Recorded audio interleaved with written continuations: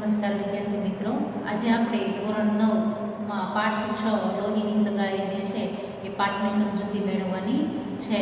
તો પાઠ જે છે લોહીની સગાઈ એની સમજૂતી મેળવતા પહેલા આપણે પાઠમાં આવતા દરેક શબ્દાર્થ જે છે એની વિશે માહિતી મેળવીશું અને ત્યારબાદ સમગ્ર પાઠ જે છે એની સમજૂતી મેળવીશું.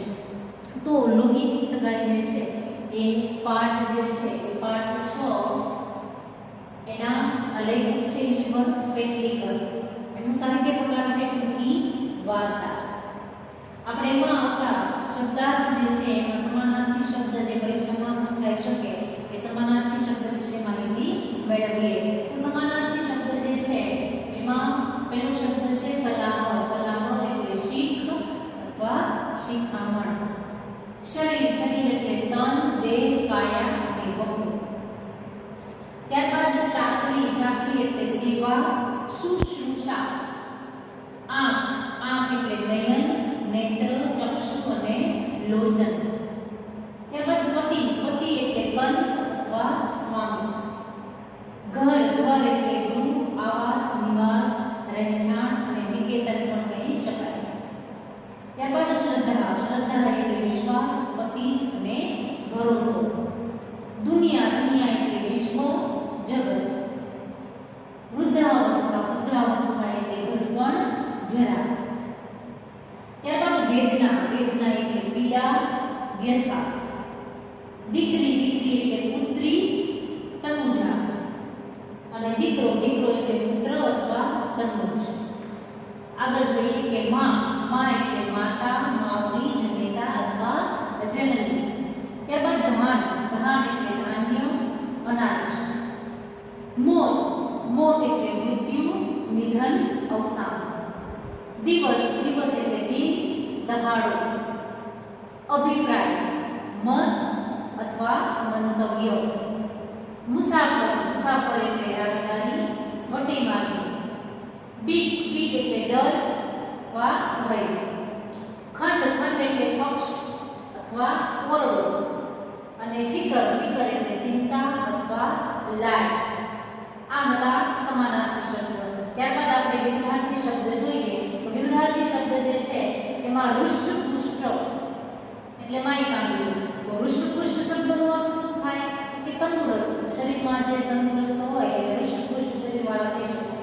તો હૃષ્ટપુષ્ટ શરીર હૃષ્ટપુષ્ટ એ વિરુદ્ધાર્થી માય કાંડું. માય કાંડું એટલે શરીરથી સાવ ટુકડું બદલું હોય એ. પ્રત્યક્ષ. પ્રત્યક્ષ એટલે પરોક્ષ. શાંતિ વિરુદ્ધાર્થી અશાંતિ. વખાણ વિરુદ્ધાર્થી નિંદા. દીઠા વિરુદ્ધાર્થી અદીઠા. અને જીવતા વિરુદ્ધાર્થી મરેલા. ભાન વિરુદ્ધાર્થી બેભાન.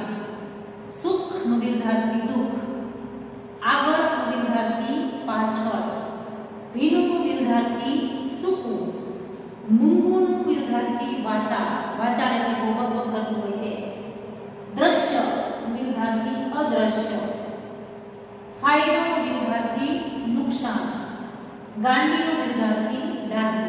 તો આ હતા આપણા પાઠના વિરુદ્ધાર્થી શબ્દો. ત્યારબાદ જોઈએ તળપદા શબ્દો. તો તળપદા શબ્દમાં પહેલો શબ્દ છે અરથ એટલે અર્થ. બોન એટલે બહેન. ભણી એટલે તરફ. ગોઠવું એટલે ગમી જવું. મૈનું એટલે મરણ. ધાઈ આવ્યા એટલે દોડી આવ્યા. આ હતા આપણા તળપદા શબ્દો. ત્યારબાદ આપણે શબ્દ સમજ જોઈએ. તો જેની આરાધના કરીએ છીએ તે દેવ, તો આરાધ્ય દેવ કહેવાય. અણીના સમયે તો તાકડે. મરણ વખતે મુકાયેલી પોક, તો એને મરણ પોક કહેવાય. અને સાંજનું ભોજન તો વાળું. તો આ હતા આપણા પાઠમાં આવતા શબ્દો. આ સિવાયના શબ્દો જે છે એમાં રૂઢિપ્રયોગનો સમાવેશ થાય છે. રૂઢિપ્રયોગ ખૂબ વધારે છે.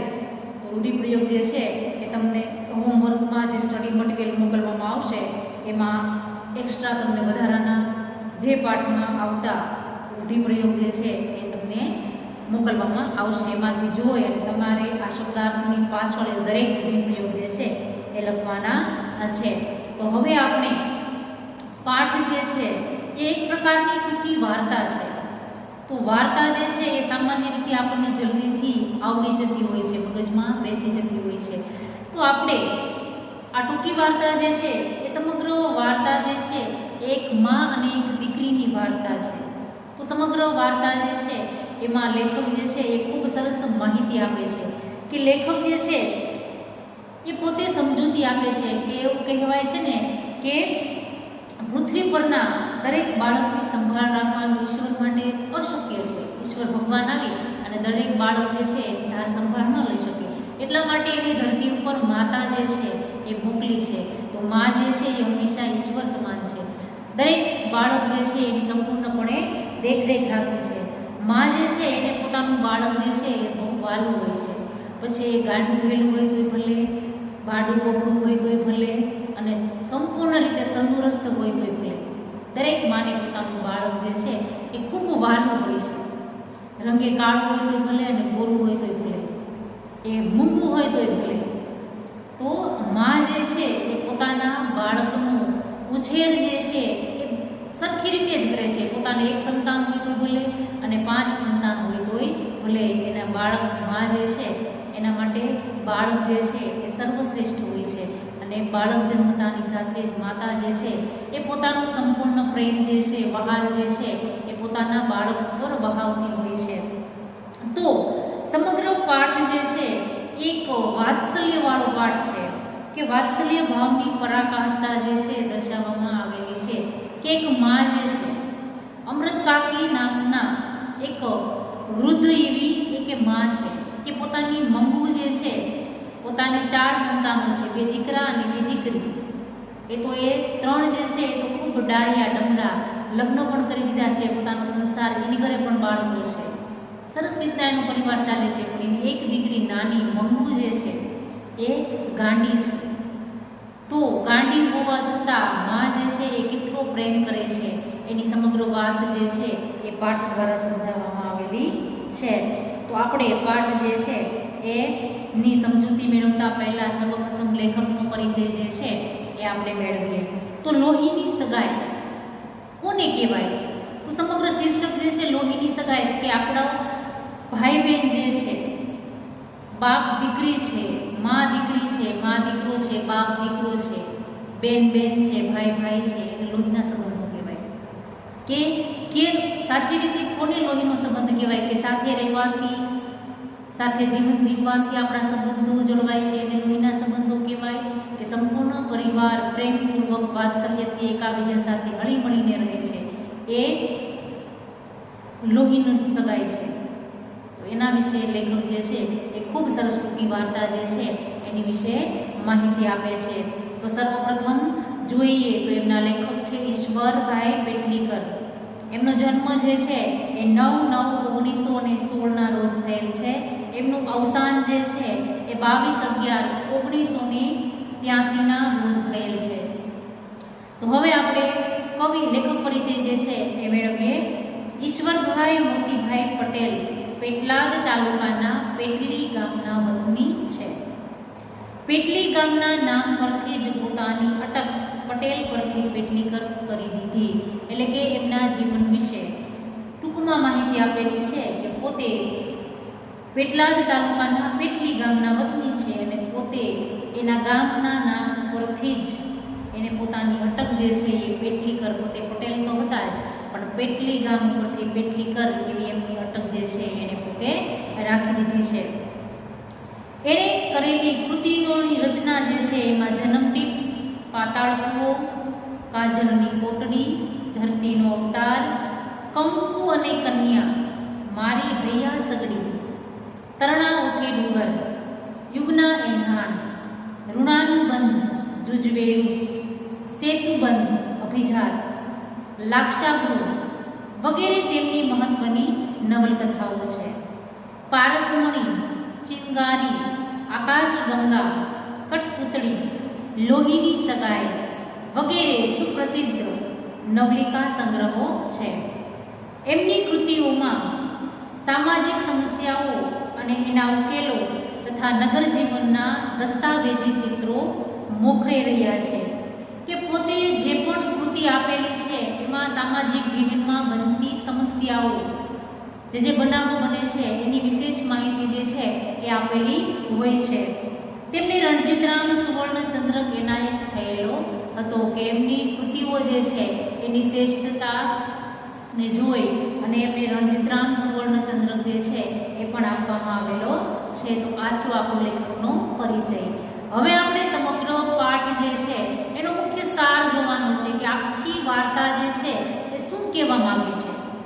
તો લોહીની સગાઈ ઈશ્વર પેટલીકરના લોહીની સગાઈ વાર્તા સંગ્રહમાંથી લેવાયેલી ટૂંકી વાર્તા છે કે એવું આપણને એક માર્ક્સમાં પૂછવામાં આવે કે લોહીની સગાઈ ટૂંકી વાર્તા જે છે એ કયા સંગ્રહમાંથી લેવામાં આવેલી છે. તો લોહીની સગાઈ ઈશ્વર પેટલીકરની લોહીની સગાઈ વાર્તા સંગ્રહ છે એમાંથી લેવામાં આવેલ છે. આ વાર્તાના કેન્દ્રમાં માતૃત્વની ચરમસીમાનું આલેખન છે કે માં જે છે એ સાચી માં કોને કહેવાય, માં કેવી હોવી જોઈએ એના વિશે માહિતી આપવામાં આવેલી છે. અમૃત કાકીના 4 સંતાનોમાં 2 દીકરા અને 2 દીકરીઓ છે કે અમૃત કાકી જે છે એને 4 બાળકો છે, 2 દીકરા અને 2 દીકરીઓ. જેમાં સૌથી નાની દીકરી મંગુ નાનપણથી જ ગાંડી અને મૂંગી છે કે આ 4 સંતાનોમાં અમૃત કાકી જે છે એની સૌથી નાની દીકરી મંગુ નાનપણથી જ મૂંગી પણ છે અને ગાંડી પણ છે. અમૃત કાકી અપાર માતૃત્વથી ગાંડી દીકરીની સેવા કરતા હોય છે કે ગાંડી હોવા છતાં પોતાની દીકરી જે છે એને સંપૂર્ણ માતાનો પ્રેમ જે છે એ અમૃત કાકી આપે છે. ગામના ઘણા લોકો દીકરીને ગાંડાના દવાખાનામાં મૂકી આવવાની સલાહ આપે છે કે ગામમાં રહેતા સગા સંબંધીઓ અને લોકો જે છે એ અવારનવાર અમૃત કાકીને શિખામણ આપતા, સલાહ આપતા કે ભાઈ તમારી દીકરી આ મંગુ જે છે એ ગાંડી છે, કાંઈ કામની નથી, તો તમે ખોટા એને સાચવો છો તો ગાંડાના દવાખાનામાં મેન્ટલ હોસ્પિટલમાં તમે એને મૂકી આવો એવું વારંવાર કહેતા હતા. પણ અમૃત કાકી એ માટે તૈયાર નથી કેમ કે પોતે એવું માને છે કે મારા માટે મારી ગાંડી દીકરી જે છે એ ડાહી સમાન જ છે કે પોતાનો જીવ ચાલતો નથી કે પોતે ગાંડાના દવાખાનામાં પોતાની દીકરીને મૂકી આવે એટલે પોતે હોસ્પિટલમાં મૂકવા જવા તૈયાર થતા નથી. આમ છતાં ગામની એક ગાંડી થયેલી છોકરી દવાખાનેથી સારી થઈ પાછી આવે છે અને એ જોઈ અમૃત કાકી પણ મંગુને દવાખાને મૂકવા તૈયાર થાય છે. લોકો વારંવાર શિખામણ આપે છે, સલાહ આપે છે, અમૃત કાકી જે છે એ માનતા નથી. પણ એક સમય એવો આવે છે કે એના ગામમાં રહેતી એક છોકરી જે છે એ ગાંડી થઈ જાય છે ત્યારે જ્યારે એને હોસ્પિટલમાં મૂકવામાં આવે છે ત્યારે સાજી થઈ અને ફરી પાછી પોતે આવે છે ત્યારે અમૃત કાકીને પણ એવું થાય છે કે નહીં, હું મારી દીકરીને દવાખાનામાં મૂકી આવું તો એ પણ સાજી થઈ જશે એવું વિચારી અને છેલ્લે પોતે પોતાની દીકરીને દવાખાને મૂકવા તૈયાર થાય છે. મંગુને દવાખાને મૂકવા જતી વખતની અમૃત કાકીની મનઃસ્થિતિ અને ત્યાં ગયા પછીના વાર્તાલાપોમાં મંગુ માટેનો માતા તરીકેનો અપાર પ્રેમ વ્યક્ત થયો છે કે સાચીમાં કેવી હોઈ શકે, પોતાના બાળક પ્રત્યે કેટલી ચિંતા છે. એ અમૃત કાકીની મનઃસ્થિતિ ક્યારે તો કે પોતાની ગાંડી દીકરીને જ્યારે દવાખાને મૂકવા જાય છે, નક્કી કરે છે ત્યારથી લઈ અને મૂકીને પાછા આવે છે ત્યાં સુધીમાં એનું માતા તરીકેનો પ્રેમ જે છે એ વ્યક્ત થાય છે. દવાખાને મૂકીને આવ્યા પછી પણ અમૃત કાકીનું મન તો મંગુની ચિંતામાં જ દુઃખી છે કે દવાખાને મૂકી આવે છે છતાં પાછા પોતે આવે છે છતાં પણ પોતાની ગાંડી દીકરી જે છે એ શું કરતી હશે, એ ટાઈમસર જમી હશે કે નહીં, એને મારા વગર ગમતું હશે કે નહીં, એવા જાતના વિચારો જે છે એ અમૃત કાકીને સતાવ્યા રાખે છે અને એની જ પોતે ચિંતા કરે રાખે છે. વાર્તાને અંતે લેખકે મૂકેલા શબ્દો અમૃત કાકી મંગુની નાકમાં પટલાઈ ગયા હતા કે છેલ્લે એવું લેખક જે છે એ પોતે રજૂઆત કરે છે કે અમૃત કાકી જે છે એ મંગુની નાતમાં ઉકલાઈ ગયા એટલે કે અમૃત કાકી પણ મંગુની જેમ ગાંડા થઈ ગયા. દ્વારા મંગુના વિચારોમાં અમૃત કાકી પણ ગાંડા થઈ ગયા એ સંકેત મૂકી દીધો છે કે પોતાની દીકરી જે છે એને દવાખાને મૂકીને આવ્યા પછી પોતે એટલા બધા વિચારે ચડી જાય છે, એટલી બધી ચિંતા થાય છે કે પોતે પણ પોતાની દીકરીની જેમ ગાંડા થઈ જાય છે. આમ આખી વાર્તામાં લેખકે લાઘવથી, શિષ્ટ અને તળપદી ભાષાથી અમૃત કાકીનું માતૃત્વ ઉપસાવી આપ્યું છે કે સમગ્ર પાઠ જે છે એમાં ખૂબ જ સરસ રીતે તળપદી ભાષામાં લેખકે માતા તરીકેનો પ્રેમ જે છે એ કેવો હોય એની સમગ્ર વાત જે છે એ કરેલી છે. તો હવે આપણે પાઠ જે છે એની સમજૂતી મેળવીએ. મંગુને ગાંડાના દવાખાનામાં મૂકવાની સલાહ લોકો અમૃત કાકીને આપતા ત્યારે એની આંખમાં જળજળી આવી જતા. આંખમાં જળજળી આવી જવા એટલે દુઃખ થતું, એટલે એની આંખમાં પાણી આવી જતું અને દરેકને એક જ જવાબ આપતા, હું માં થઈને ચાકરી ન કરી શકું તો દવાખાનાવાળાને શી લાગણી હોય? ખોડા ઢોરને પાંજરાપોળમાં મૂકી આવવા જેવું તો એ કહેવાય. કે અમૃત કાકી જે છે એને લોકો વારંવાર સલાહ આપતા કે તમારી દીકરી જે છે એ ગાંડી છે, તો ઘરે રાખીને તમે શું કરશો? તો મંગુ જે છે એને ગાંડાના દવાખાનામાં મૂકી આવવી જોઈએ એવી લોકો જે છે વારંવાર સલાહ આપતા. ત્યારે અમૃત કાકી જે છે એની આંખોમાં જળજળી આવી જતા, આંખોમાં પાણી આવી જતું અને દરેક માણસને પોતે એવું કહેતા કે હું માં થઈ અને એની ચાકરી એટલે સેવા ન કરું તો પારકા લોકો હોય એને શું લાગણી હોય કે દવાખાનામાં તો આપણું કોઈ હોય નહીં, આપણને ઓળખતા પણ ન હોય. દરેક વ્યક્તિ જે છે એ પોતે પૈસા માટે કામ કરતા હોય. તો હું માં તરીકે જો મારી દીકરીને ન સાચવું તો પારકા લોકો જે બીજા લોકો છે એને કંઈ થોડી લાગણી હોય કે આ તો કેવી વાત થઈ? તો કે ખોડા એટલે કે વૃદ્ધ ઢોર હોય એને પાંજરાપોળ કોને કહેવાય? તો કે રખડતા ઢોર હોય અથવા આપણા ઘરે હોય પાલતુ પ્રાણીઓ હોય, જ્યારે વૃદ્ધ બની જાય, કંઈ પણ કામના ન હોય ત્યારે એની પણ એક આશ્રમ હોય કે જેને પાંજરાપોળ કહેવામાં આવે, કે જેમને પૂરી રાખવામાં આવે. એવા પાંજરાપોળમાં ખોડા એટલે વૃદ્ધ ઢોરને, બીમાર ઢોર હોય કે જે કામ કરવા માટે સમર્થ ન હોય એને પાંજરાપોળમાં પૂરી દેવામાં આવે એવી વાત થઈ. એવો અમૃત કાકી બધા લોકોને જવાબ આપતા કે મારી દીકરી જે છે એ ગાંડી ભલે હોય પણ હું એને ક્યારેય પણ દવાખાને મૂકવા જઈશ નહીં. અમૃત કાકીની આ ગ્રંથિ જાહેર થઈ ગયા પછી કોઈ એમને એવી વાત કરતું નહીં કે હવે લોકો જે છે એ વારંવાર સલાહ આપતા અને એકનો એક જવાબ મળતો, એટલે લોકો જે છે એના મનમાં એક પ્રકારની જાહેરાત થઈ ગઈ હતી કે અમૃત કાકીની આ ગ્રંથિ એટલે એક પ્રકારની મનમાં એક વિચારબંધ બેસી ગયો હતો કે દરેક લોકોને એક જવાબ આપતા કે ભાઈ હું માં થઈને એની સેવા ચાકરી ન કરું, દવાખાનાવાળા સી પડી હોય, મારે મારી દીકરીને દવાખાને મૂકવા જવી નથી. દરેક લોકોને આવો જવાબ આપતા એટલે લોકોને ખબર પડી ગઈ કે આપણને આ જ જવાબ મળશે, એટલે લોકોએ સલાહ આપવાનું બંધ કરી દીધું કે ભાઈ આને કાંઈ આપણે સલાહ આપવી નથી.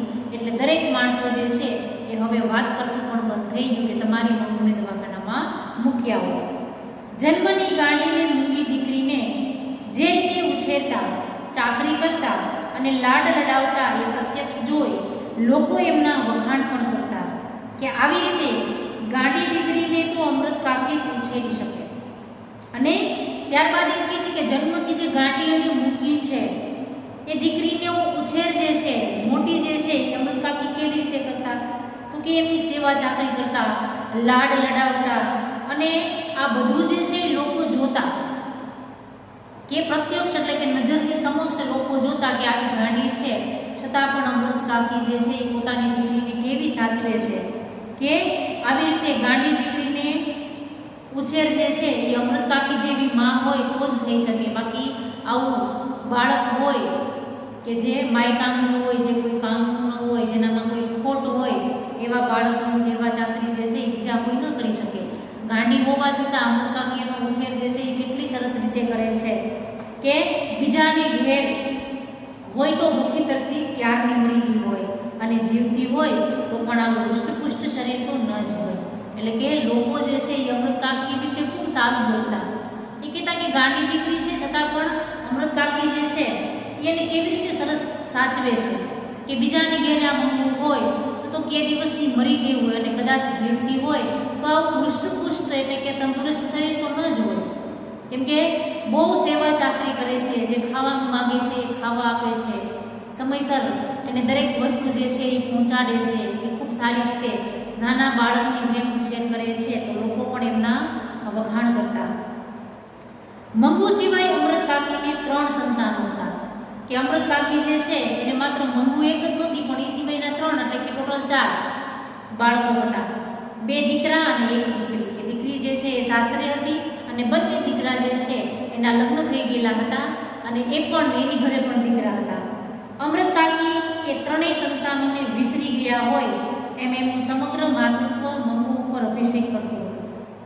કે આ 3 બાળકો જે છે એ ખૂબ સારા હતા, એટલે આ 3 સંતાનોને જાણે કે અમૃત કાકી વિસરી ગયા એટલે ભૂલી ગયા હોય એમ સમગ્ર માતા તરીકેનો પ્રેમ જે છે એ માત્ર મંગુ ઉપર જ અભિષેક કરતા, એટલે કે ઠાલવતા. કે મંગુ ગાંડી છે છતાં પણ આપણા 3 બાળકોને જાણે ભૂલી ગયા હોય એમ સમગ્ર માતા તરીકેનો પ્રેમ જે છે એ મંગુને આપતા. એટલે રજાઓમાં દીકરાઓ અવારનવાર ઘેર આવતા ત્યારે એમનું ઘર બાળ પૌત્ર પૌત્રીઓથી ખિલખિલાટ હસી ઉઠતું. કે એના બંને દીકરા જે છે એ અમૃત કાકીથી દૂર રહેતા. કે રજાઓના દિવસો હોય ત્યારે એના દીકરાઓ પોતાના પરિવાર સાથે એમના ઘેર આવતા, અમૃત કાકીના ઘરે આવતા અને ઘરે આવતા એના દીકરાના ઘરે પણ દીકરા હતા, દીકરીઓ હતી. એનાથી આખું ઘર જે છે એ બાળકોના ખિલખિલાટથી હસી ઉઠતું. છતાં દાદીમા તરીકે અમૃત કાકી હરખ પદુડા નહીં થઈ જતા. ભાગ્યે જ બાળકોને તેડતા, રમાડતા કે લાડ કરતા. કે દાદીમા તરીકે એમને હરખ થવો જોઈએ. હરખ એટલે ખુશી થવી જોઈએ કે પોતાના દીકરા જે છે એ પોતાના ઘરે આવ્યા છે, થોડાક સમય માટે આવેલા છે, તો એને દાદીમા તરીકે પ્રેમ આપવો જોઈએ, બાળકોને રમાડવા જોઈએ. એને બદલે અમૃત કાકી જે છે એ ભાગ્યે જ બાળકોને તેડતા. એમને દીકરા જે છે એ કદાચ ઓછા ગમતા હશે, પણ પોતાની મંગુ ગાંડી છે છતાં પણ ખૂબ વાલી હતી. કે દીકરાઓ ઘરે આવતા તો હરખ પદુડા થઈ જવું એટલે ખૂબ ગાંડા ગેલા થઈ જવું. એવી રીતે પોતે હરખ ગેલા ન થતા, પણ પોતાના આ બાળકો જે છે એને ભાગ્યે જ તેડતા અને રમાડતા અને લાડ કરતા. માના આ વર્તન વિશે દીકરાઓને કંઈ લાગતું નહીં, પણ વહુઓ સમસમી જતી.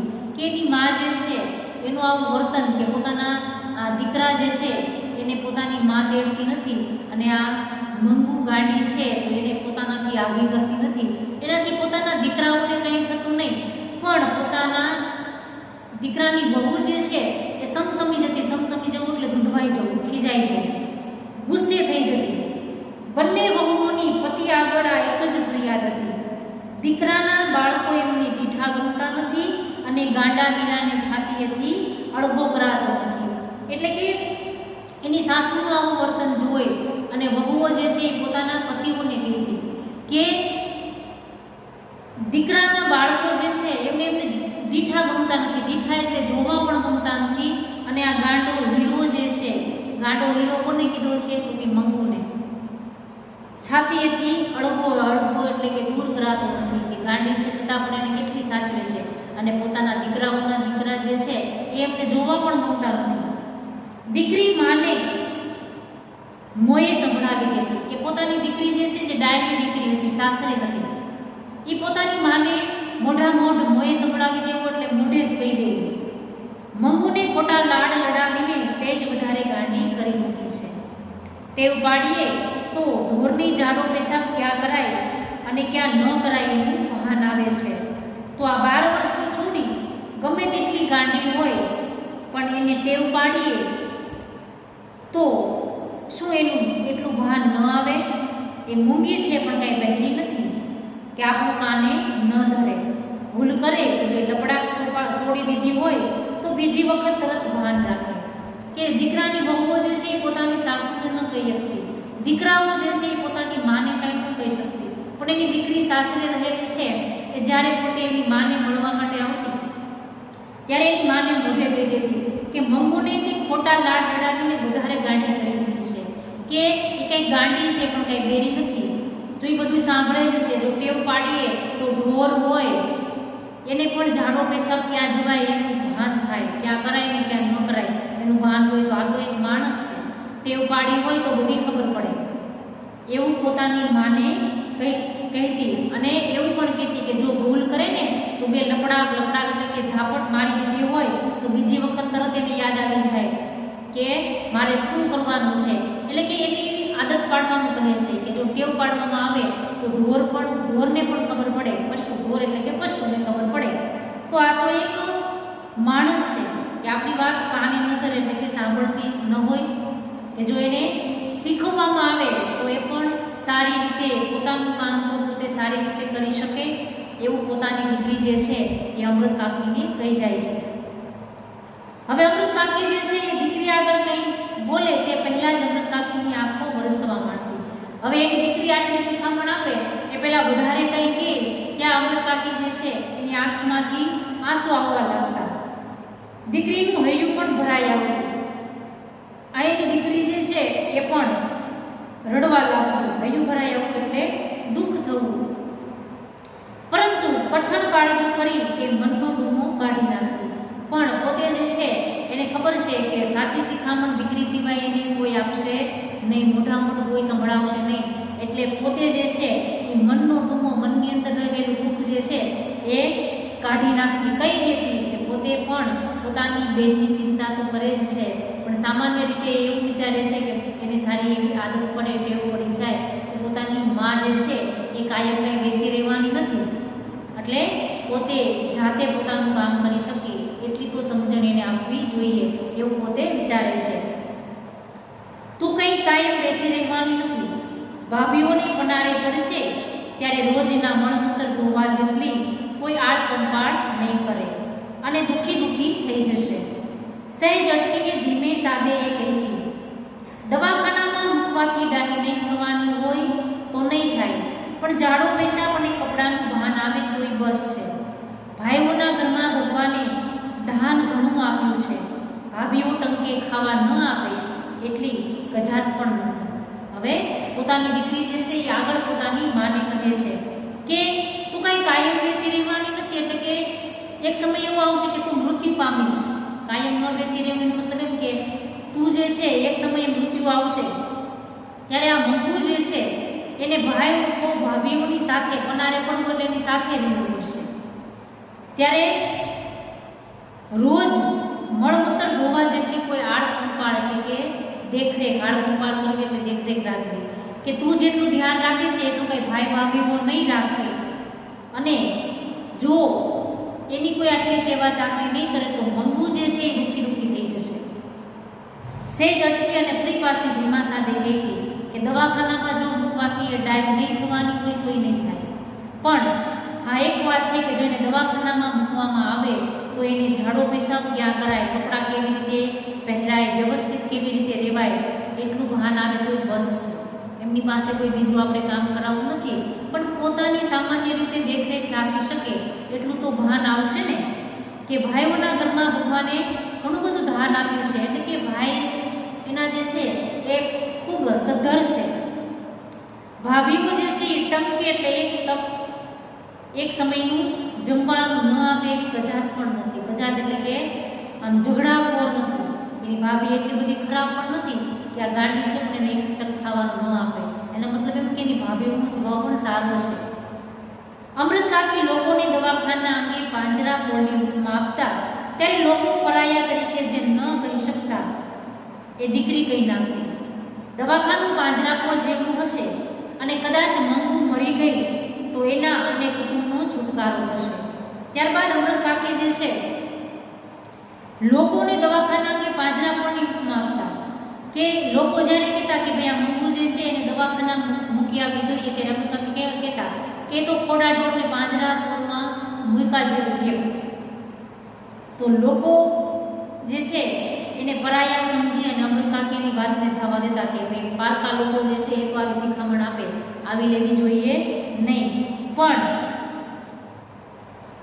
પોતાની દીકરી જે છે એ બધુંય કહી દેતી. દવાખાનું પાંજરાપોળ જેવું હશે પણ અને કદાચ મંગુ મરી ગઈ હોય તો કુટુંબનો છુટકારો થશે, જે લોકો ન કહી શકતા અને લોકો કહેતા એનું અમૃત કાકી કાને ન ધરતા. પણ પોતાની જ દીકરી પોતાના બેન વિશે એવું કહે છે કે દવાખાનું પાંજરાપોળ જેવું હશે અને કદાચ જો મંગુ મરી ગઈ તો એનો અને પરિવારનો છુટકારો થશે. એટલે કે છુટકારો થવો એટલે મુક્ત થવું, એના જીવને પણ શાંતિ મળશે અને આપણને પણ નિરાશ કે આવડી મોટી દીકરી જે છે એને નાના બાળકની જેમ સાચવવી એ અઘરી વાત છે. અને પોતાની માં જે છે એ પણ વૃદ્ધ છે, તો પોતાની બહેનને પણ ચિંતા છે, એટલા માટે પોતાની માં સામે પોતે આવું બોલે છે. દીકરા કમાતા ધમાતા હોય, એટલે કે દીકરા જે છે એ ખૂબ સારી રીતે પૈસા કમાઈને લાવતા હોય. દીકરી સાસરે હિંડોળા ખાટે ઝૂલતી હોય, હિંડોળા ખાટે ઝૂલવું એટલે કે સુખી હોવું. એની દીકરી જે છે એ પણ સાસરે સરસ રીતના રહેતી હોય, ત્યારે હું માં થતી જાઉં એનો કોઈ અર્થ નથી. અર્થ એટલે અર્થ. ત્યારે અમૃત કાકી પોતે વિચારે છે કે મારા દીકરા જે છે એ મોટા થઈ ગયા છે, ખૂબ સારી એવી કમાઈ લઈને આવે છે, દીકરી જે છે એ સાસરે ખૂબ સુખી છે, અને આવા સમયે હું એક નાના બાળકની માં થતી જાઉં, એવી રીતે જો માં થાવ એનો કોઈ અર્થ ન કહેવાય, આ યોગ્ય વાત કહેવાય નહીં. માં થવું એનો મતલબ એમ કે બાળક જે છે એને પોતાની માં સિવાય કોઈ સારી રીતે સાચવી ન શકે, એવી રીતના હું માં બનતી જાવ એ યોગ્ય ન કહેવાય. મંગુની સાચી માં બની રહું ત્યારે જ મારી લોહીની સગાઈ ખરી. અને પોતે વિચારે છે કે મારે તો ખરી લોહીની સગાઈ કોની કહેવાય, તો કે મંગુની જ સાચી માં બની રહું એ જ મારા માટે યોગ્ય કહેવાય. કેમ કે મોટા દીકરાઓ જે છે, દીકરી છે એ તો સરસ રીતે સુખી છે, તો મારે માત્ર મારી મંગુની જ દેખરેખ રાખવી જોઈએ, એ જ મારી સાચી લોહીની સગાઈ છે. એટલે દીકરી કહે કે દીકરાઓ કહે તો પણ મંગુને દવાખાના દ્વારા મોત ઘણી ધકેલવા અમૃત કાકી તૈયાર ન હતા. કે ત્યારે પોતે વિચારે છે કે દીકરીને કેવું હોય તોય ભલે, ને દીકરાને કેવું હોય તોય ભલે, જેને જેમ કેવું હોય એમ કે, પણ હું મારી મંગુને દવાખાનામાં ક્યારેય પણ મૂકવા જઈશ નહીં. કેમ કે પોતે એવું માનતા કે મંગુને દવાખાના દ્વારા મોત ઘણી ધકેલવા, પોતે એવું વિચારે છે કે એને દવાખાને મૂકી દેવામાં આવશે તો પોતાની દીકરી જે છે એ મરી જશે. મોત ઘણી એટલે તરફ ધકેલવા પોતે તૈયાર થતા નથી. દીકરાઓ માના ભાવને સમજી ગયા હતા. પોતાના દીકરાને ખબર જ પડી ગઈ હતી કે પોતાની માં જે છે એ અમૃત કાકી ક્યારેય મંગુને દવાખાને મૂકવા માટે તૈયાર થશે નહીં. એટલે એ કોઈ વખત એવી વાત કરતા જ નહીં. એટલે પોતાની માં આગળ ક્યારેય એવી વાત કરતા જ નહીં કે ભાઈ પોતાની બહેન મંગુ ગાડી છે એ દવાખાને મૂકે. કેમ કે પોતાને ખબર જ હતી કે પોતાની માં જે છે એ ક્યારેય આ વાત માટે તૈયાર થશે નહીં. ફક્ત દીકરાઓના મનમાં એક વસવસો હતો કે કોઈ તાલીમ પામેલી નર્સ કે ડાક્ટરની દેખરેખ નીચે એને રાખી હોય તો ટેવને લીધે કદાચ એને ઝાડો પેશાબ કે કપડાનું ભાન આવે. ત્યારબાદ પોતે વિચારે છે કે ફક્ત પોતાના દીકરાઓ જે છે, અમૃત કાકીના દીકરાઓ જે છે એને મનમાં એક જ વસવસો હતો. વસવસો એટલે પસ્તાવો થતો હતો કે કોઈ તાલીમ પામેલી નર્સ કે ડૉક્ટર જે છે એની દેખરેખ નીચે આ મંગુને રાખવામાં આવે તો એક સરસ એવી ટેવ પડી જાય, અને ટેવને લીધે મંગુ જે છે એ પોતે પોતાના કપડાનું ભાન અને પોતાની શારીરિક સરસ રીતના માવજત જે છે એ પોતે કરી શકે. પરંતુ એવી સગવડ ઘર આગળ કરી શકાય તેવું હતું નહીં, એટલે એ મૌન રહ્યા હતા. એટલે કે આવી સગવડ જે છે એ દવાખાને મળે, ઘરે તો આવી સગવડ કરી શકાય એમ નથી. એટલે એના દીકરાઓ જે છે એ મૌન જ રહ્યા હતા, કંઈ બોલ્યા જ નહોતા. કેમ કે પોતે બોલે તો એની માં જે છે એ માનવા તૈયાર હતી નહીં કે પોતાની દીકરીને દવાખાનામાં મૂકવા માટે. એટલે દીકરાઓ હંમેશા મૌન જ રહેતા, કંઈ પણ બોલતા નહીં. છતાં અમૃત કાકીએ એમની શ્રદ્ધા પ્રમાણેના ઉપચાર ચાલુ રાખ્યા હતા. છતાં પણ પોતાની દીકરી જે છે એ ડાહી થઈ જાય એ માટે લોકો જે ઉપચાર આપતા એ ઉપચાર જે છે, દવાઓ જે છે એ અમૃત કાકી હંમેશા ચાલુ રાખતા. દવા કરનારાઓ વણનોતરિયા ઘેરે આવી પહોંચતા કે લોકોને પણ ખબર હતી કે અમૃત કાકી જે છે એને પોતાની દીકરી ડાય કરવી છે, એટલા માટે વણનોતરિયા એટલે કે આમંત્રણ આપ્યા વગર, નોતરું આપ્યા વગર દવા કરવાવાળાઓ જે છે, દેશી દવાવાળા એ ઘરે આવી પહોંચતા. શિલાજીત વેચનારા કે હિંગ વેચનારા મંગુને ગાડી જાણતા પોતે દવા જાણે છે એવો દાવો કરતા. એટલે કે ફેરિયાઓ જે છે કે જે જડીબુટીઓ વેચે છે એ જાણે કે એવો દાવો કરતા હોય કે અમે ગાંડા માણસને ડાયા કરી દેવી છે. એવા ખોટા ઢોંગી લોકો જે છે એ પણ અમૃત કાકી પાસે આવતા અને કહેતા કે અમે એમની દવા જાણીએ છીએ. અમૃત કાકી માનતા કે 1000 ઉપચાર કરી ત્યારે એક ટેકી લાગી જાય એટલે બીજાને પણ ગાડી ગયેલી વાત એ ગંભીરતાથી સાંભળતા અને શ્રદ્ધાથી એમનો અમલ કરતા. ત્યારબાદ અમૃત કાકી જે છે એવું માનતા કે ભાઈ લોકો જે કહે છે 1000 ઉપચાર કરીએ ત્યારે કદાચ એક ઉપચાર જે છે એ એને લાગી જાય અને મારી દીકરી ગાંડીમાંથી ડાય થઈ જાય. એ માટે પોતે હંમેશા નવનવા ઉપચાર જે છે એ કરે રાખતા. એટલે બીજાને મન ગાંડી ગયેલી વાત એ ગંભીરતાથી સાંભળતા અને શ્રદ્ધાથી એમનો અમલ કરતા. એટલે લોકો જે છે એ પોતે ગાંડા માણસોને ડાયા કેવી રીતે કરવા એને જે ઉપચાર આપતા એ પોતે ધ્યાનપૂર્વક સાંભળતા અને શ્રદ્ધાથી એવી રીતના પોતે એક અમલ પણ કરતા. જોશીઓ અને ભુવાઓ પણ અવારનવાર બહારે આવતા. કે જોશીઓ એટલે કે જ્યોતિષ જાણનારાઓ, ઘણા એમ કહેતા હોય કે અમે ભવિષ્યને જાણીએ છીએ. ભુવાઓ એટલે કે દોરા ધાગા કરવાવાળા લોકો જે છે એ અવનવાર બહારે થતા, એટલે કે એમની પાસે આવતા. એક જોશીએ ભાગ્યું હતું કે આવતા માગશર મહિનામાં એની દશા બદલાય છે એટલે સારું થઈ જશે. ત્યારથી માગશર મહિનો અમૃત કાકીનો આરાધ્ય દેવ બની ગયો હતો.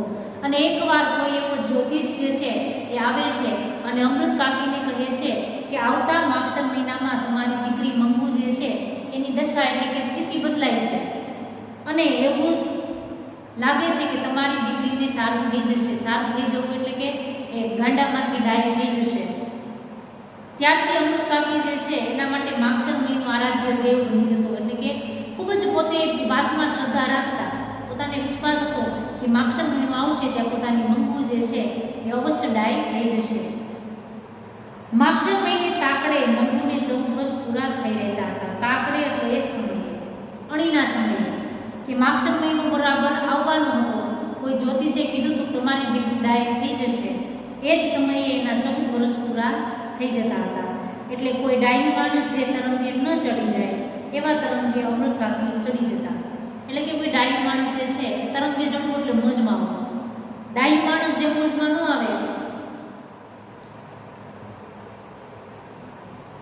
ડાયું માણસ જે તરંગે ન ચડે કે કોઈ ડાયું માણસ હોય એને જેટલો આનંદ ન થાય એટલો આનંદ અમૃત કાકીને ચડી જતો. કોના માટે? તો કે ગાંડી મંગુ માટે.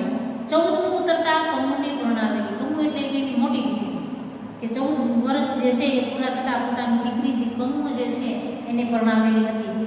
મંગુ ડાહી હોત તો આજે પણ એના વિવાહનું નક્કી થઈ ગયું હોત કે આ મંગુ જે છે એ ગાંડી છે. કદાચ જે ડાહી હોત તો એનું પણ આજે સગાઈનું નક્કી, વિવાહનું નક્કી થઈ ગયું હોત.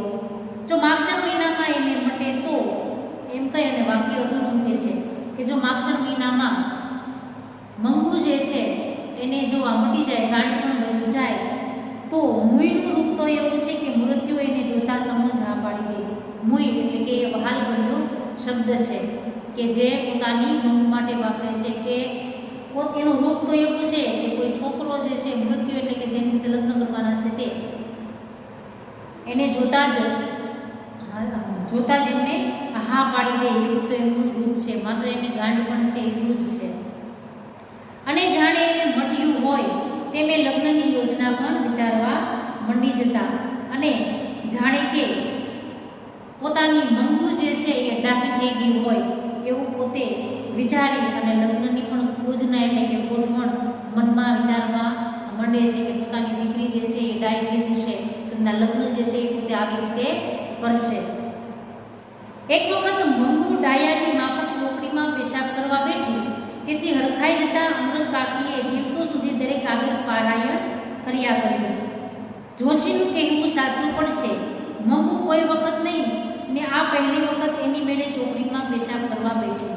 એટલે કે એક વખત એવું બને છે કે અચાનક મંગુ જે છે એ ડાયાની માફક જ્યાં પેશાબ કરવાની જગ્યા છે એ ચોકડીમાં પોતે બેસી જાય છે. આવું જોઈ અને અમૃત કાકી જે છે એ હરખાઈ જાય છે, આનંદિત થઈ જાય છે. કેમ કે આવું એને પોતાની દીકરીને પોતાની જાતનું કામ કરવા માટે તૈયાર ક્યારેય જોયેલું નથી. અને એકવાર આવું જોવે છે તો અમૃત કાકી કેટલા બધા દિવસો સુધી લોકો આગળ એનું પારાયણ એટલે કથા કર્યા રાખે. એકની એક વાત લોકોને કીધે રાખે કે મારી દીકરી આટલી ડાય થઈ. કે જોશીએ કહ્યું હતું એ સાચું પડશે કે મંગુ કોઈ વખત નહીં અને આજ પહેલી વખત આવું કામ કર્યું છે એટલે પોતે ખૂબ આનંદિત થાય છે. સાંભળનારને ગળે આ વાત ઉતરવી મુશ્કેલ હતી. કારણ કે એ સાંભળતી વખતે મંગો પેશાબ કરી ભીની માટી આંગળા વડે ઉતરતી નજરે પડતી. કે જે માણસોને અમૃત કાકી કહેતા કે મારી મંગુ જે છે એમાં થોડો સુધારો આવ્યો છે, એવી જ્યારે લોકો પાસે વાત કરે ત્યારે સાંભળનાર વ્યક્તિ જે છે એની આ વાત ગળે ઉતરવી એટલે કે વાત માનવી મુશ્કેલ હતી. શું કામ? કેમ કે એમની સામે જ મંગુ જે છે એ જ પોતે ભીની માટી જે છે એ પોતાના આંગળા વડે કોતરતી નજરે પડે અને એક બાજુ એની માં વખાણ કરતી હોય તો સાંભળનાર વ્યક્તિને માનવું મુશ્કેલ પડી જાય કે આ કહે છે એ સાચું છે. મંગુને ધૂન આવે ને એ ઊભી થઈ જતી તો એમને નવી વાત મળી જતી કે કદાચ મંગુ જે છે એને ખબર ન હોય પણ પોતાનાથી ક્યારેક એવું સારું કામ થઈ જાય કે જાતે પોતાની જાતે ઊભી થઈ જાય તો અમૃત કાકી જે છે એને કંઈક નવું વાત મળી જાય અને લોકોને કીધી રાખે. મેં કહ્યું કે સમાણી ડાયાની માં ઊભી થઈ ગઈ કે ડાહ્યું માણસ જેવી રીતે ઊભું થઈ જાય એવી રીતના એક જ હારે એક જ સામટી ઊભી થઈ ગઈ. આમ અમૃત કાકીનો આશાભર્યો માગશર મહિનો આવ્યો છતાં મનનું ડાહી તો ન થઈ ગઈ પણ શહેરના કન્યા વિદ્યાલયમાં ભણતી એક દીકરી કુસુમ ગાંડી થઈ ગઈ કે હવે એવો સમય આવે છે કે અમૃત કાકી જે છે એનો આશાભર્યો માગશર મહિનો આવે છે કે એમને કોઈ જ્યોતિષે કીધું હતું કે માગશર મહિનામાં તમારી મંગુ જે છે એની દશા બદલાશે કે ગાંડામાંથી ડાય થઈ જશે. તો હવે એનો માગશર મહિનો આશાભર્યો એટલે કે પોતાની શ્રદ્ધા હતી કે અવશ્ય પોતાની દીકરીમાં સુધારો આવશે. તો પોતે જે છે એવું વિચારે છે કે પોતાની મંગુ જે છે એ ડાહી થઈ જશે પણ જ્યારે માગશર મહિનો આવે છે ત્યારે મંગુ ડાહી તો ન થઈ પણ ગામમાં પોતાના ગામમાં એટલે કે શહેરના કન્યા વિદ્યાલયમાં ભણતી કુસુમ નામની એક છોકરી જે છે એ ગાંડી થઈ ગઈ. મંગુની માફક એને પણ જાડા પેશાબનું ભાન ન રહ્યું.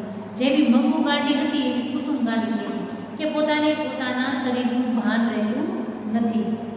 અમૃત કાકીને એથી તો દુઃખ થયું પણ સાથે સાથે સંતોષ પણ થયો કે ડાહી ડબલી છોરી ગાંડી થતાં આવું ભાન ગુમાવી બેસે તો જન્મથી ગાંડી મંગુને વિચારીને એનું ભાન ન હોય તેમાં શી નવાય.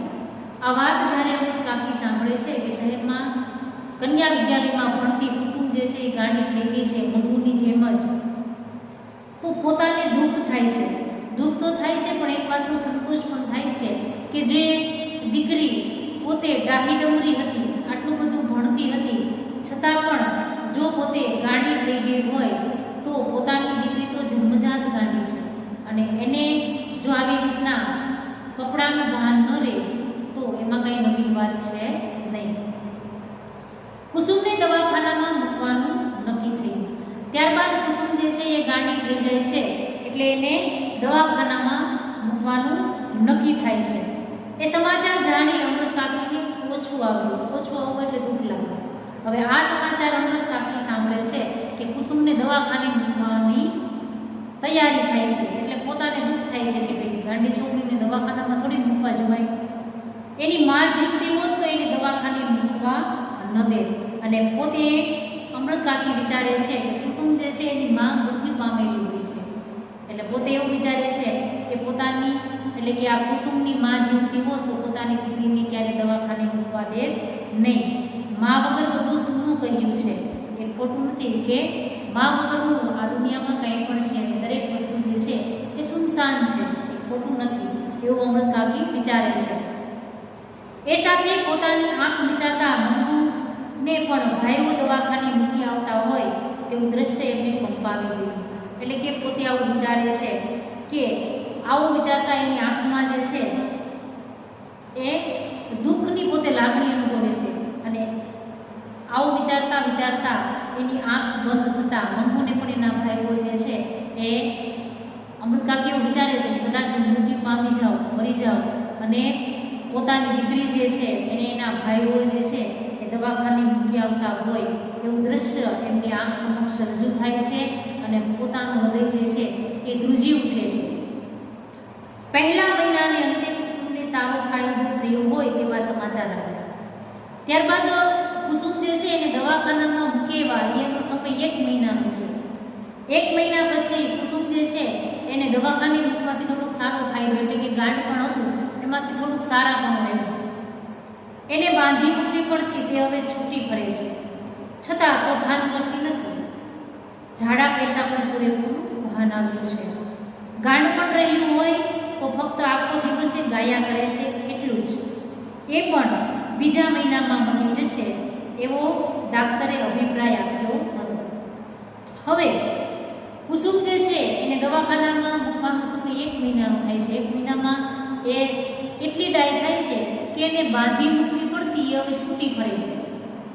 અને ઝાડા પેશાબનું પણ પૂરેપૂરું ભાન રહ્યું છે. ગાંઠ પણ રહ્યું હોય તો માત્ર એટલું જ હતું કે આખો દિવસ ગાયા કરે છે એટલું જ છે. અને ડૉક્ટરનું કહેવું છે કે બીજો મહિનો આવશે ત્યાં એમને લગભગ સારું થઈ જશે એવો ડૉક્ટર અભિપ્રાય કરે છે.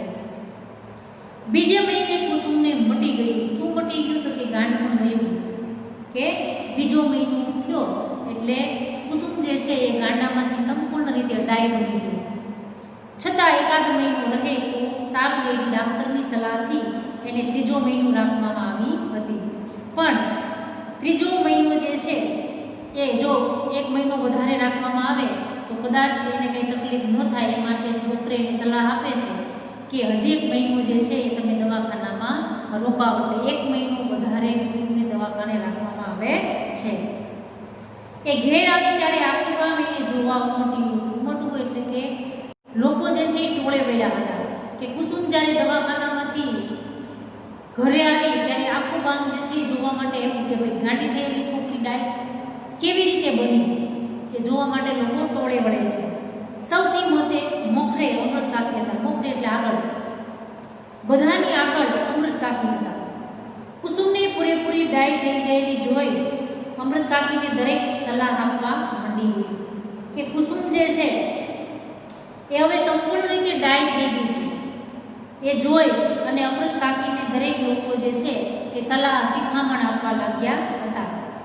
કાકી, તમે મંગુને એક વખત દવાખાનામાં મૂકી તો જુઓ, જરૂર એને મળશે. એટલે કુસુમ જે છે એ સંપૂર્ણ રીતે ડાય થઈ ગયેલી જોઈ અને અમૃત કાકી જે છે એને ત્યાં આવેલા દરેક લોકો સલાહ આપવા લાગ્યા કે જો કુસુમ જે છે એ 2 મહિનામાં ડાય થઈ ગઈ તો તમે પણ મંગુને દવાખાનામાં મૂકી જુઓ, એ પણ જરૂર ડાહી થઈ જશે. અમૃત કાકીએ જિંદગીમાં પહેલી વખત દવાખાનાનો વિરોધ ન કર્યો. કે અત્યાર સુધી જ્યારે લોકો અમૃત કાકીને કહેતા કે ભાઈ મંગુ જે છે એને તમે દવાખાનામાં મૂકી આવો ત્યારે પોતે એનો વિરોધ કરતા. પણ આ પહેલી વાર એવું બન્યું કે અમૃત કાકી જે છે એને જ્યારે લોકો સલાહ આપે છે ત્યારે પોતે એનો વિરોધ કરતા નથી, કેમ કે પોતાની નજર સમક્ષ જ પોતે ગાંડી થયેલી છોકરીને ડાય થયેલી જોવે છે. માટે પોતે પણ વિચારે છે કે લોકો જે છે એ ખોટું કહેતા નથી. બીજે દિવસે એમને કુસુમને પોતાના ઘેર બોલાવી એને પાસે બેસાડી દવાખાનાની હકીકત પૂછવા માંડી. નર્સ કે ડાક્ટરને કોઈ ગાંડા તમાચા મારી જાય તો પણ એ લોકો એના પર ખીજાતા નથી કે એને મારતા નથી. એ જાણી એમને દવાખાના ઉપર શ્રદ્ધા પણ બેઠી. નવી આશા જન્મી કે મંગુના કર્મમાં દવાખાનામાં જવાથી મટે એવું લખ્યું હશે તો એ કોને ખબર. આટલા ઉપચાર કરી જોયા એક વધારે. હવે અમૃત કાકી જે છે એને લોકો સલાહ આપે છે કે તમે મંગુને દવાખાને મૂકી આવો ત્યારે એ વાતનો પોતે વિરોધ કરતા નથી અને પોતે બીજે દિવસે કુસુમને પોતાના ઘરે બોલાવે છે અને દરેક દવાખાનાની વિગત વિશે પૂછે છે કે ભાઈ દવાખાનાના ડૉક્ટરો કેવા છે, કેવી રીતે રાખવામાં આવે છે, દરેક હકીકત પોતે પૂછવા માંડે છે. કે તો કુસુમ જે છે એનું એવું કહેવું છે કે કદાચ કોઈ ગાંડું માણસ જે છે એ નર્સ કે ડૉક્ટરને તમાચો એટલે કે ઝાપટ મારી દે તો પણ આ લોકો જે છે ડૉક્ટર જે છે એ ખીજાતા નથી, મારતા પણ નથી. આવું જોઈ અને દવાખાના ઉપર અમૃત કાકીની શ્રદ્ધા બેસે છે કે હું પણ મારી ગાંડી દીકરીને એકવાર જો દવાખાનામાં મૂકી જોઉં, કેમ કે કદાચ એના કર્મમાં એટલે કે કર્મમાં નસીબમાં દવાખાનામાં જવાથી મટી જશે એવું લખ્યું હશે તો કદાચ ડાહી થઈ જશે કે આટલા બધા મેં ઉપચાર કર્યા છે તો એક ઉપચાર વધારે કરી જો, કદાચ એ ડાહી થઈ જાય. છેવટે મંગુને દવાખાને મૂકવી એવું અમૃત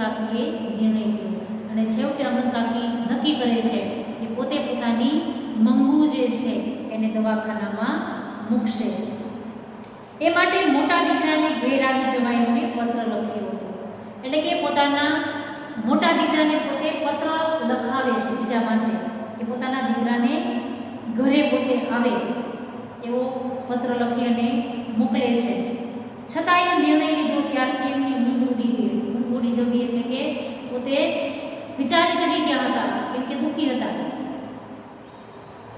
જ્યારથી પોતે એવો નિર્ણય લીધો છે કે પોતાની મંગુને દવાખાનામાં પોતે મૂકે, ત્યારથી એમની ઊંઘ ઉડી ગઈ હતી. એટલે કે ચેન પડતું ન હતું. જાણે પોતે હારીને આ કામ કરી રહ્યા હતા એમ એમના મગજ ઉપર એક જાતનો ભાર જણાવવા લાગ્યો હતો. અને અમૃત કાકી એવું પોતે વિચારતા હતા કે પોતે પોતાની દીકરીની સેવા કરી કરીને હારી ગયા છે, થાકી ગયા છે, એટલા માટે પોતે આવો નિર્ણય કરે છે. એવી એના મગજ ઉપર એક પ્રકારની છાપ છવાઈ ગઈ હતી કે હું હારી ગઈ છું, થાકી ગઈ છું, એટલા માટે પોતે આ નિર્ણય લીધો છે એવું વિચારી અને એક જાતનો ભાર જે છે એમને લાગતો હતો. મંગુ મોટી થતી જતી હતી, પોતાની વૃદ્ધાવસ્થા વધતી જતી હતી. જેમ જેમ એની દીકરી મોટી થતી હતી એમ એમ અમૃત કાકીની વૃદ્ધાવસ્થા પણ વધતી જતી હતી. વહુઓ ચાકરી નહીં કરે એની ખબર પડી ગઈ હતી કે અમૃત કાકીને ખબર હતી કે પોતાની દીકરાની વહુઓ જે છે એ આ મંગુની સેવા ચાકરી નહીં કરે. શું કામ? કેમ કે જ્યારે જ્યારે રજાઓમાં દીકરા અને વહુઓ આવતા ત્યારે અમૃત કાકીએ ક્યારેય એના બાળકોને રમાડ્યા નથી, કોઈ દી તેડા નથી, લાડ કર્યો નથી. તો પોતાને એટલી તો સમજણ હતી કે મેં એના દીકરાઓને સાચવા નથી તો મારી આ ગાંડી દીકરીને વહુઓ ક્યારેય સાચવશે નહીં, એની અમને ખબર હતી. કારણ કે બેમાંથી એકેય વહુએ હજી સુધી સાથે રહેવા આવવાનું આમંત્રણ પણ આપ્યું નથી. અને એ પણ અમૃત કાકીને ખબર હતી કે અત્યાર સુધીના સમયમાં બેમાંથી એકેય વહુએ એવું કહ્યું નથી કે તમે અમારી સાથે રહેવા માટે આવી જાઓ. એ સ્થિતિમાં મંગુનો પ્રભુ હોય અને એને મટી જાય કે ન મટે તો પણ જો એને દવાખાનામાં ગોઠી જાય તો મરતી વખતે પોતાને એક જાતની શાંતિ રહે કે એની ચાકરી કરનાર દુનિયામાં બાળકો પણ છે ખરું. અને પોતાની વહુઓ જે છે એ ચાકરી નહીં કરે એ અમૃત કાકીને ખબર હતી. શું કામ? કેમ કે બેમાંથી એક પણ વહુએ હજી સુધી સાથે રહેવાનું આમંત્રણ આપ્યું ન હતું. અને બીજું એ કે કદાચ મંગુ જે છે એનો પ્રભુ એટલે કે ઈશ્વર હોય અને કદાચ એને ગાંઠ પણ મટી ગયું, ડાહી થઈ ગઈ તો એને સાસરે મોકલી દઈશ. અને કદાચ સારું ન થયું તો એને દવાખાનામાં જો રાખવામાં આવે અને દવાખાનામાં ગોઠી જાય એટલે ગમી જાય તો મરતી વખતે મને એટલી નિરાત રહે, એક જાતની શાંતિ રહે કે એની સેવા ચાકરી કરનારા દુનિયામાં કોઈ તો છે. આ વિચાર વહેણ સાથે અમૃત કાકીની આંખમાંથી એટલું બધું પાણી વહી જતું કે પથારી પર રહી જતું કે આ વિચાર જે છે વિચાર વહેણમાં એટલા બધા વિચારો જે છે એ અમૃત કાકીને આવતા હતા કે એમની આંખમાંથી એટલા બધા આંસુ આવતા કે જાણે કે એની પથારી જે છે એ આંસુઓથી પલળી ગઈ ન હોય.